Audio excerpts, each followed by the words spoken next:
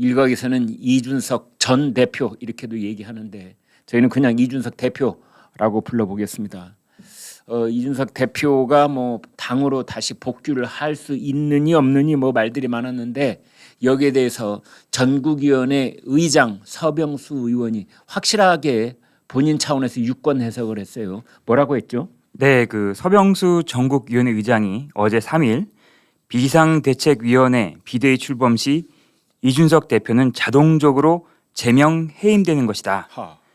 비대위 후 전당대회를 통해 뽑는 차기 지도부는 2년 임기를 가진 온전한 지도부가 될 것이다. 이렇게 얘기했습니다. 그렇군요. 그러니까 비대위 출범을 하면은 거기 두 가지 메시지가 있는데요. 비대위가 출범하는 순간 이준석은 사실상 제명을 당하는 거고, 네, 그다음에 전당대회가 열리면 어제 우리 정 기자님 말씀하신 것처럼 뭐 자녀 임기 어쩌고 저쩌고 했는데 그게 아니라 온전하게 2년 임기를 갖게 되는 것이다. 이렇게 얘기를 했군요. 예, 지금 당원 당규를 보면은 네. 전 대표가 임기가 6개월 이상 남았을 때는 그 남은 임기만큼만 새 대표가 임기를 채우도록 하고 있습니다. 네. 근데 그것이 아니라 비상대책위가 이번에 꾸려지면 네. 그것을 맞는 그 비상대책위에서 결정되는 그 지도부는 2년 임기를 갖게 된다. 네, 그런 얘기를 하고 있는 것이죠. 아, 그렇군요. 그러니까 비대위가 갈 수도 있고 아니면 비대위가 조기 전당대회를 열 수 있도록 뭐 임시 전당대회든지 네네. 이제 열게 하고 그 전당대회를 통해서 뽑힌 당 대표가 2년 임기를 갖게 되는 것이다. 그러니까 네, 지금 맞습니다. 이준석 대표가 2023년 6월 10일까지가 임기잖아요. 맞습니다. 그걸 역산을 하면은 이제 6개월 이전이 되려면은 금년 12월 10일이 되는데 이제 그 이전에 아마 전당대회를 하고 당 대표를 새로 뽑게 되면은 이준석 자녀 임기가 아니라 그냥 온전한 2년 임기를 갖게 되고 이 온전한 2년 임기는 무슨 뜻이 있느냐 그렇습니다. 2024년에 총선거를 지휘하고 그에 앞서서 공천을 관리하게 되는 겁니다. 이제 그래서 지금 아주 이런 이 서병수 의원의 유권 해석이 있자 지금 당권 주자들이 분주하게 움직이고 있다 이런 얘기가 있는데 자, 이 서병수 전국위원장 이 얘기를 하자 여기에 반대하는 목소리가 또 나왔어요. 네, 그 감사원장 출신으로 당 혁신위원장을 맡고 있는 최재형 의원. 네. 이 혁신위원이 출범을 한 게 이준석 대표죠. 네. 그 최재형 의원도 비대위 전환이 당원 당규상 무리라고 이렇게 해석했습니다. 예. 예, 최재형 의원은 최고위원 줄사태로 인위적인 비상 상황을 야기해서 언제든 자의적으로 비대위로 전환할 수 있다고 한다면 이는 당원 민주주의에도 반하는 일이다. 공감대 없이 비대위 설치를 강행할 경우 당은 더 혼란에 빠질 수 있다. 또 홍준표 그 대구시장도 이렇게 얘기했는데요. 네. 이 대표가 가처분이라도 신청한다면 이번에는 받아들여질 것으로 보인다. 비대위 출범은 무리한 바보짓이다. 이렇게 얘기했습니다. 네. 또 유승민 전 의원도 가세했는데요. 네. 처음에 이제 페이스북에 그건 네 생각이고라는 제목의 노래를 공유했다고 합니다. 네. 혹시 이 노래 아시나요? 뭐 예, 부분적으로 압니다. 네네. 그건 뭐 네 생각이고 뭐 이렇게 부른 노래. 하태경 의원도 예. 결국 국민 눈에는 젊은 당대표 몰아내기 그 이상 그 이하도 아니다. 이렇게 얘기했다고 합니다. 그러니까 최재형 전 감사원장, 최재형 의원은 이준석이 혁신위원장으로 모신 거니까 이제 둘이 뭐 어떤 끈끈한 뭐가 있어요. 그리고 최재형 그 의원은 이준석에 대해서 말할 기회가 오면은 항상 이준석을 이렇게 두둔하는 쪽으로 얘기를 해 오고 있습니다. 그렇습니다. 네. 그리고 이제 유승민은 뭐 그 이준석을 사실상 그 발탁이라고 해야 되나요? 그 뭐 네, 유승민 아빠 전, 찬스다 얘기하는. 네네. 유승민 전 의원실에서 여기서 처음에 인턴 생활을 했었죠. 네. 그러니까 뭐 아빠 찬스다라는 말을 쓸 수 있을 만큼 이제 유승민 의원하고 뭐 선대 때부터 뭔가 관련이 있는 뭐 그런 사이다 이렇게 돼 있고 홍준표 대구시장도 그 대선 국면에서 끊임없이 이준석을 실드를 쳐왔어요. 홍준표 시장도. 네, 홍준표 시장도 대선 경선 기간 때 보면은 윤석열 대통령한테는 엄청 가혹하게 비판하고 네. 하지만 이준석 대표한테는 좀 실드를 쳐주는 방어막을 쳐주는 그런 발언을 많이 했었죠. 그러니까 역시 서병수 전국위원장이 자 비대위가 출범을 하고 조기 전당대회를 열어서 당 대표를 새로 이제 하는 이런 과정이 생기면 당연히 이준석은 아웃이다라고 이 얘기를 하자 여기에서 반대하는 목소리가 새로운 목소리는 없고 우리가 익히 짐작할 수 있는 그런 분들이 한마디씩 했다 이렇게 보여지겠습니다. 그나저나 당 비상대책위원장은 언제 정해집니까? 뭐 이르면 예.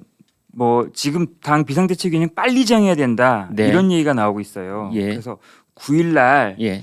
이제 5일에 상임 정국위, 네. 9일에 정국위가 열리면 주말을 거치면서 비대위원장도 정해지지 않겠느냐 아. 이런 얘기가 나오고 있습니다. 그렇군요. 그 시간이 얼마 안 남은 거군요. 네, 시간이 얼마 남지 않았습니다. 그러니까 내일이 이제 5일인데 내일 상임 전국위원회가 열리고 네, 그다음에 다음 주 화요일이 네, 9일인데 그때 전국위원회가 열리게 되는데 그러면은 이제 이번 토요일 일요일 사이에 뭔가 이름이 나오고 그래야 되겠군요. 그래서 전국위원회는 열리면 거기서 이제 확실하게 결정을 해야 되니까 맞습니다. 네, 그렇군요. 비대위원장 저보고 비대위원장 한번 응모하라는 시청자분이 계시다는데 혹시 전화 받으신 거 아닙니까 지금? 어제 네. 잠을 못 이루셨다고 한 이유가 그것 때문 아닙니까? 그냥 묻겠습니다. 자 이제 이런 상황이 움직이고 있는데 이준석 대표가 지금 어제도 그렇고 오늘 또 그렇고 오늘 한 얘기에 대해서는 잠시 후에 말씀을 드리겠는데 일단 이 비상대책위원회에 관한 얘기를 어제 했어요. 네, 맞습니다. 뭐, 어떤 얘기했죠? 그 이준석 대표가 이제 강력하게 반발하고 나서고 있는데요. 네, 그 어제 오후 페이스북에 비상이 아니라고 해서 지난 3주 동안 이준석은 지역을 돌면서 당원 만난 것밖에 없는데 그 사이에 끼리끼리 이준석 욕하다가 문자가 카메라에 찍히고 지지율 떨어지니까 내놓은 해법은 이준석의 복귀를 막는다는 판단이다라고 네, 썼습니다. 예, 그리고 이어서 당원 당규도 바꾸고 비상 아니라더니 비상을 선포한다. 사퇴한 최고위원이 살아나서 표결을 한다. 이제 이거는 뭐 사퇴한 최고위원이 있지 않습니까? 네, 그 사퇴를 했지만 사퇴서가 수리가 되지 않았다고 해서 네. 최고위원회 의결을 한 것을 비권 표현입니다. 그러니까 이 지금 배현진하고 윤영석 두 맞습니다. 이제 네. 최고위원인데 이 사람들이 사퇴 의사를 밝히면 홍준표 의원이 그런 말을 하더군요. 홍준표 시장이 정치인이라는 건 사퇴 의사를 밝히는 순간 그 사표가 수리된 것이나 마찬가지다. 네네. 그런데 어떻게 그 이튿날 최고위원회 나와가지고 또 표결에는 참여를 하느냐. 네네. 이제 그걸 똑같이 또 얘기한 것 같아요. 네, 맞습니다. 네. 또 이 서병수 의원을 약간 저격한 듯한 발언도 했어요. 아 그래요? 원래 서병수 의원은 그러니까 전국위 의장이죠. 네. 그래서 전국위를 뭐 이유나 타당한 근거를 찾지 못하겠다 이렇게 처음에 얘기하지 않았습니까? 그랬습니다. 그런데 갑자기 며칠 사이에 입장이 변한 겁니다. 네. 오는 5일과 9일에 개최하겠다. 그리고 아까도 말씀드렸지만 비대위 체제가 꾸려지면 네. 당 대표에서 물러나는 효과가 갖는다. 이렇게 얘기했거든요. 예. 그러니까 이준석 대표가 어제 이런 얘기를 페이스북에 남긴 것입니다. 네. 오피셜하게 우리 당은 비상사태가 아니다라고 썼다가 네. 오피셜을 용피셜로 고쳤는데요. 뭔 피셜이요? 용피셜이요. 용피셜. 오. 용산에 있는 대통령실을 예. 지적하면서 대통령을 직접 겨냥했다고 볼 수 있는 표현인 것입니다. 아 그렇군요. 용산 원래 오피셜. 이 말이 그러니까 뇌피셜이라고 젊은 사람들 많이 쓰는 말이 있지 맞습니다. 않습니까? 네네. 이제 그렇게 연달아서 이 얘기를 말을 만들어내는 것 같아요. 네. 다시 한번 말씀드리면 이준석 대표가 처음에는 네. 오피셜하게 우리 당은 비상사태가 아니다 이렇게 썼었는데 네. 다시 오피셜을 용피셜로 고친 겁니다. 그러니까 서병수 의원이 이렇게 태도를 고친 건 용산에 있는 대통령실에서 어떤 지시를 내린 거 아니냐, 나아가서 대통령이 어떤 지시를 내린 거 아니냐 이렇게 저격한 거라고 볼 수 있는 거죠. 이준석 대표 입장을 내재적 접근으로 얘기를 해본다면 이준석은 이렇게 뭐 주장할 수 있는 부분이 전혀 없는 건 아닌데요. 사실은 서병수 의원이 원래 얘기를 했을 때부터 뭐라고 했느냐. 나는 당헌 당규상의 전국위원회를 열 그런 근거를 찾지 못하겠다고 하면서 거기 뭐라고 덧붙였느냐. 만약 최고위원회가 여기에 대해서 전국위원회 소집을 요청하는 그런 상황이 오면 나도 어쩔 수 없다. 전국위원회 소집해야 된다라고 이미 이 얘기를 했었습니다. 근데 그걸 갖고 이제 이준석이 뭐 어제 한 말 다르고 오늘 한 말 다르고 이런 식으로 얘기를 하면은 서병수 의원 입장에서는 저건 아닌데 뭐 이렇게 또 하게 되겠지요. 그 초선 의원들 욕을 또 했어요. 이준석 대표가. 네, 그러니까 이게 지난달 29일 날 네. 당 지도부 체제를 비대위 체제로 전환할 것을 요구하는 성명서를 그 32명의 초선 의원들의 이름을 올렸는데요. 그 성명서에 예. 여기에 대해서도 이준석 대표가 날을 세웠습니다. 네. 이준석 대표는 이 모든 난장판의 첫 단계인 초선 모임 성명서부터 살펴보니까 네. 익명으로 의원들이 참여해서 숫자를 채웠다. 네. 익명으로 성명서 만들어서 발표하는 문화는 뭘까요? 라고 비판했습니다. 네.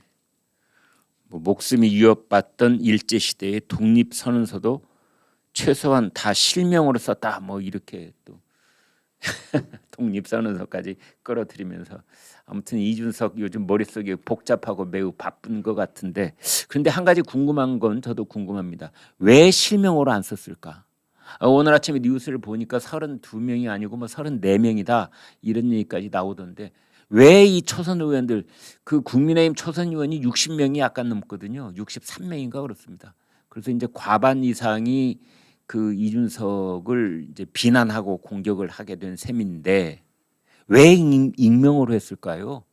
참 궁금합니다. 이준석은 뭐 야 이것을 몇몇 사람만 보고 말이야 자기 지역구에서는 이런 것을 알지 못하게 하려고 하는 아니냐 이제 이렇게 또 비난성 분석을 하고 있던데 국회의원 정도 됐으면 이런 그리고 일에 익명으로 한다는 게 얼핏 이해가 안 되는 측면이 있는 건 마찬가지입니다. 그리고 어제 이준석 대표가 네, 페이스북에 남긴 글에서 또 주목할 만한 부분이 또 있는데요. 네, 정리해서 앞으로 모든 내용은 기록으로 남겨 공개하겠다.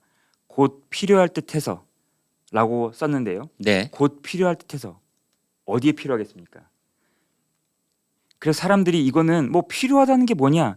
혹시 법적 절차를 염두에 둔 것 아니냐? 네. 여러 가지 얘기했던 효력 정지 가처분 신청을 염두에 두고 한 발언 아니냐? 예. 이런 얘기가 또 나오고 있습니다. 그렇군요. 그러니까 비대위가 구성되자마자 비대위의 뭐 기능 정지라든지 효력 정지라든지 이런 가처분 신청을 냈을 때 이제 그 근거 자료를 내겠다 그런 거군요. 네, 그 자기가 징계를 받은 게 네, 6개월 그 당원권 정지, 그러니까 자기의 대표라는 그 직무가 정지된 건데 네, 비대위가 지금 끌어주면 서병수 의원도 얘기하지 않았습니까? 네, 대표가 바뀌는 것이라고 이런 것에 대해서 이제 효력 정지 가처분 신청을 내겠다. 네. 이런 걸 염두에 둔 사전 포석 아니냐 이런 얘기가 나오고 있는 거죠. 네. 당은 정말 안중에도 없는 것 같습니다. 이준석 대표가. 그렇군요. 자, 의원총회에서 비대위 구성에 반대했던 유일한 목소리 김웅 의원이 있죠. 그 뭐 고발 사주 이 사건에 휘말려 가지고 한동안 관심을 끌었던 의원이기도 한데 김웅 의원이 이런 이 점에 대해서도 뭐라고 했어요? 네네. 어젯밤 페이스북에 자 드가자 출정이다 이런 글을 남겼습니다. 네, 그래서 국민의힘 바로 세우기 국바세라는 제목의 구글 폼 양식을 제시했습니다. 네. 이 구글 폼이라는 게 뭐냐면요. 네, 여러 사람이 인터넷에 공유해서 글을 올리고 수정할 수 있게 하는 건데요. 네. 일종의 디지털 연판장이라고 보시면 되겠습니다. 아 그렇군요. 네. 예, 그래서 양식을 소개하는 글에는 예, 민주적 정당성을 가지는 당 대표를 비롯한 지도부를 와해시키기 위해 네, 법과 원칙을 무시하는 행태가 반복적으로 일어나고 있다. 네, 이에 국민의힘을 바로 세우기 위해 작은 힘을 모으고자 한다.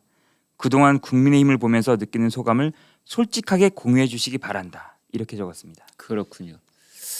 뭐 어찌됐든 저찌됐든 이제 다음 주 화요일부터 그 이후 뭐 수요일부터 아무튼 다음 주 중반에는 이제 국민의힘 비대위 구성과 출범이 함께 있을 것이 거의 기정사실화되고 있는데 자 지난 몇 년 동안 국민의힘에 있었던 비대위원회가 언제 어떻게 있었고 뭐 어떤 결과를 낳았는지 좀 정리를 좀 해주세요.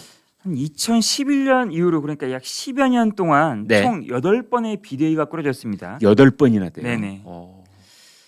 그 가장 가까운 비대위로는 네. 2020년 5월 구성된 김종인 체제입니다. 아 예. 당시 국민의힘 전신인 미래통합당이 네. 4.15 총선에서 더불어민주당에 참패하자 네. 그 외부 영입 선거대책위원장이던 김 전 위원장, 김종인 전 위원장이 비대위원장을 맡아서 예. 같은 해 6월부터 약 1년간 예. 당의 비상 상황을 수습했습니다. 그리고 선거를 이겼죠. 맞습니다. 네. 네네. 4.7 서울 부산시장 재보궐선거에서 당이 승리했었죠 그때. 그렇군요. 이제 그 다음으로는 네. 그 국민의힘 전신인 자유한국당이 2018년 6.13 지방선거에서 참패해 위기에 몰렸을 당시인데요. 네. 노무현 정부 인사인 김병준 국민대 명예교수가 비대위원장을 맡았습니다. 네. 그 다음으로는 2016년입니다. 네. 두 차례 그 비대위를 꾸렸는데요. 네. 모두 허무하게 좀 막을 내렸었습니다. 그렇군요. 네.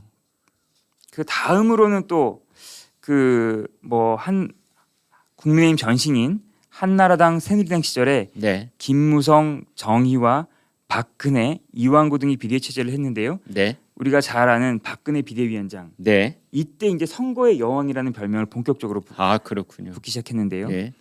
2011년에 네. 재보궐선거 패배 책임을 지고 홍준표 당시 한나라당 대표가 사퇴하니까 박근혜 의원이 비대위원장을 맡아서 2012년 총선 승리를 이끌었습니다. 그렇군요. 그러니까 비대위원회를 꾸리는 문제, 비상대책위원회. 이제 이러한 것들은 뭐 정치는 결과로 말할 수밖에 없는데요. 그러니까 과거에 8번의 비상대책위원회에서 큰 성공을 거둔 비상대책위원회라고 할 수 있는 것이 박근혜 비대위원장 그리고 김종인 비대위원장 두 번의 사례를 얘기할 수 있을 것 같습니다.